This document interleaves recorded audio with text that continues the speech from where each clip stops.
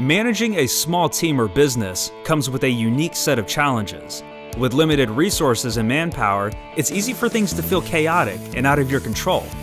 How can you, as a leader, accomplish your goals while keeping your team engaged, effective, and accountable? This podcast will give you practical strategies you can implement now to lead your team or business to reach its fullest potential. Welcome to the Organizing Chaos podcast with your host, Danny Coleman. Hey, what's going on, guys? Thanks so much for tuning in to another episode of Organizing Chaos, where we discuss small practical strategies for small teams and small businesses. So this is the last in a series of episodes I've been doing about the types of meetings that your small business needs to be having. These meetings, I've hashed this over many times, and I'll say it again here. These meetings are regular communication check-in points. Every good relationship requires good communication, and the communication with your team or with your direct reports is no different. And so without further ado, like I said, there were two other episodes about meetings. If you've not heard of those, you need to check those out. This is the last one. This one's about your whole team getting together. So we discussed the visionary and integrator meeting, same page meeting. That's the leadership, right? That's the two top people kind of running the business. Then you've got your one-on-ones, right? That's your managers, or you, if you're a manager, having one-on-one time with their direct reports, right? So there kind of goes like the rest of your structure getting filled out. And then the team meeting. This is the whole shebang. Everybody all together for team meetings to be able to make sure that things are being communicated to the team when it's appropriate. Because obviously there's certain things that you want to have disseminated through managers via one-on-ones, and there's other things that can be announced or disseminated through just having a major team meeting. Now, I want to take a brief pause and just kind of mention there are two types of team meetings that you should be having. The one that I'll discuss first is because the second one is what I'm fleshing out here in this episode. The first one would be culture building meetings, and these culture building meetings are basically just fun meetings. I'm not going to get into all the different things that you can and can't do. There's really no rules, I guess. Pardon me. But the point here is to create shared experiences. Create shared experiences with you and your team so that you guys can bond, you guys can feel like you know each other as people, and that camaraderie and that respect that you get from these meetings it's immeasurable.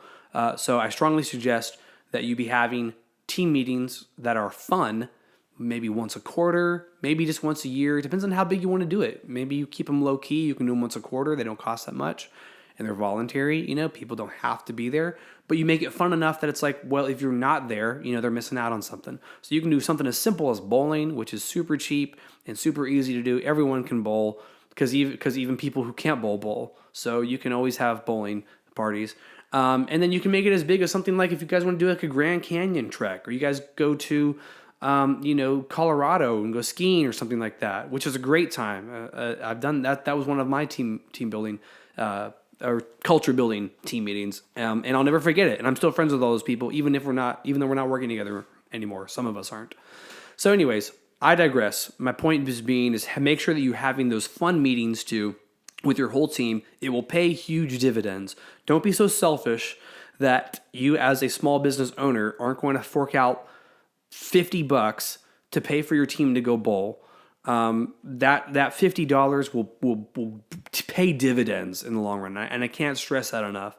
If you're a small business owner who can't afford to take your team bowling, you probably won't want to listen to this podcast, because that's where I come from, because I believe that that's really what you can create a really great team if you can give them those shared experiences. Let them be people together, and people working together make a great team. So that's that. Now to jump into the structured meeting, which is what I want to discuss during this episode. This is the kind of meeting that is maybe not so fun. You can make it fun if you want to, but this meeting needs to have some structure to it, because you need to have kind of clear expectations and clear results with every meeting.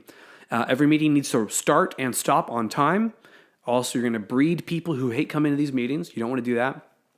All these meetings need to follow their agenda that's set forth at the beginning. And so without further ado, this is the agenda. So the first thing that you want to talk about are your KPIs or your scorecard. So your KPIs are key performance indicators, or your scorecard. These are the numbers that matter, right? These are the numbers that you want your team to have some focus on. There's tons of numbers that you might want to be looking at as far as metrics go in your business, but the most important ones that you need to be checking out or the most important ones to you are the ones that you want your team to be focused on. So maybe that's something like average sale per customer, or customer service rating, or something like that. I'm not going to get into all those, but you know what the most important numbers are for your business. Find a couple of those and make sure that you're discussing those with your team. Now, if you have a leadership team, so this is like a leadership team would be a group of managers, right? Or maybe people who are in charge to some degree. It could be shift supervisors, perhaps. And you can make each one of these individual people responsible for their own number or numbers. So it's up to you how this works for your business. If you have a leadership team, or you have something like a leadership team where again, this is like either a collection of managers or a collective of people who have greater responsibility than others, you can have your KPIs assigned to each person. So someone's responsible for this number, someone's responsible for this number, someone's responsible for this number. But if you don't have that type of setup and you're just dealing with a team that maybe you're managing directly, or there aren't any other managers on your team, you're just kind of dealing with everyone, the whole organization yourself, then these numbers just need to be something that you're able to bring their focus to, and also able to show them how they can have an impact on that. That's one of the most important parts when you're doing this meeting. Make sure that when you talk about the numbers, the KPIs, that you also demonstrate how it is that they have control over those numbers. And you always want to ask for feedback in terms of, does anyone feel like they can't accomplish this, or they're not able to get this number to where it needs to be?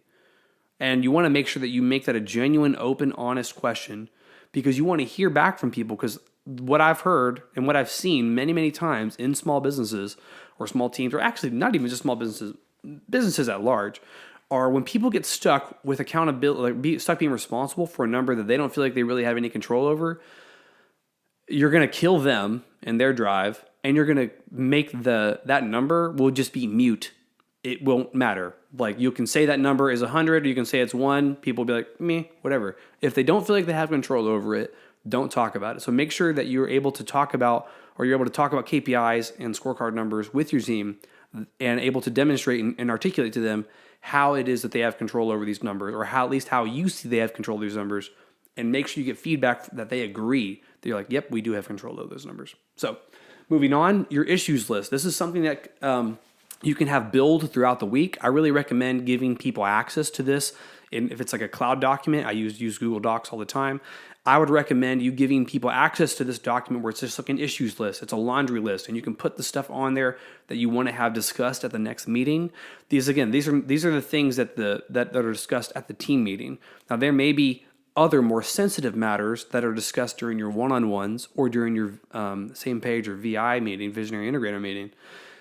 These are not those. These are the ones that you feel like you can discuss with the whole team, and that you feel like should be discussed with the whole team, so that you get everyone's feedback. Because honestly, the more feedback you can get, the better buy-in you're going to have on any kind of company-wide decision that you're going to make.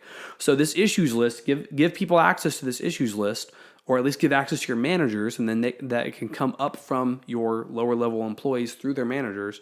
But they can kind of compile this list so that when it comes time for the team meeting, we can look at that list, and whoever's emceeing the meeting, which should be either your integrator or one of your managers, they should be able to look at the issues list and kind of be like, okay, cool, here's the different things that people have on here that are issues that need to be resolved. Who wants to discuss theirs first? And if no one asks, if no one speaks up, then you pick somebody. All right, who put this on here? Why do we need to talk about this? And then that's how you can get some forced engagement if you're having a little bit of difficulty getting engagement.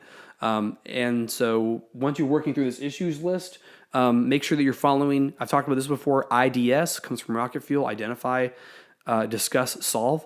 Make sure that once you've identified the issue, which is usually just written out on the document, once you've identified it, make sure that you discuss it, right? But yet you have a cutoff time for that discussion. So it's when you have these meetings, it's a really good idea to have a stopwatch, honestly, or use a stopwatch on your phone, so that you make sure that you don't let the team discuss something and stay in that discuss zone for too long and never reach the S zone, the solution zone, where we actually come out with a decision where action can be taken. So then lastly, you're going to move into the big rock check-in phase, right? So that this area is your big rocks. If you've not heard me talk about big rocks before, your big rocks are the big goals that you have for like the quarter or the month. There's something that's at least the month long or a quarter long. That's the amount of time frame that you're talking about. And you want to check in on this. So maybe it's something like launch the website, or double the sales goal, or something like that. you can check in on that. Remember, keep people's focus on it. If it's a long-term goal and you're dealing with 5, 10, 15 people, you want to be able to make sure that you're regularly bringing this thing to their attention, reminding people why it's important, how they can have an impact on it, and also is there a reward at the end of this? I think it'd be a good idea to do that. You have some type of reward at the end. If it's something that your team altogether has to pitch in on in order to accomplish, have some type of reward for like, hey, if we get to this, we're going to have, I don't know, pizza party or whatever, something, or whoever does the most XYZ gets a, Ferrari or something. I don't know. Depends on what your budget is. But anyway, so that's it. The team meeting really is the most simple meeting, and it should stay simple because you're dealing with a larger volume, a larger number of people. And so you want to look at those numbers, talk about your issues, talk about the big things that you want your team to accomplish, and end it. Start on time, end on time. That's a big, big part of this because, like I said, otherwise you're going to kill people's enthusiasm to show up for these meetings. And when they do show up, if they're forced to, they're going to just be asleep, or not paying attention, not giving you interaction. So anyways, I hope that was helpful. I hope that you guys got something from this. If you have any kind of questions about this or would like any kind of template or insight into how to do these meetings, I'd be happy to talk with you more about them. Shoot me an email, danny@dannycoleman.me. Follow my social media profiles, Twitter and Instagram at I am Danny Coleman. And then, that's it, guys. If you can review this, if you're on Stitcher or iTunes, I really appreciate it. If you're watching on YouTube, leave me a comment. Let me know what you think about this. Do you agree? Do you disagree? Would you run the meeting differently? Or have you had successful things that you've done in your meetings to get engagement? I'd love to hear about it. Hope you all are doing well and have an excellent rest of your day. Thanks. Want more? Go to dannycoleman.me to download Danny's free small business hiring guide, which includes tips, templates, and tools, plus a step-by-step process you can use to find and keep high-quality employees for your small team or business.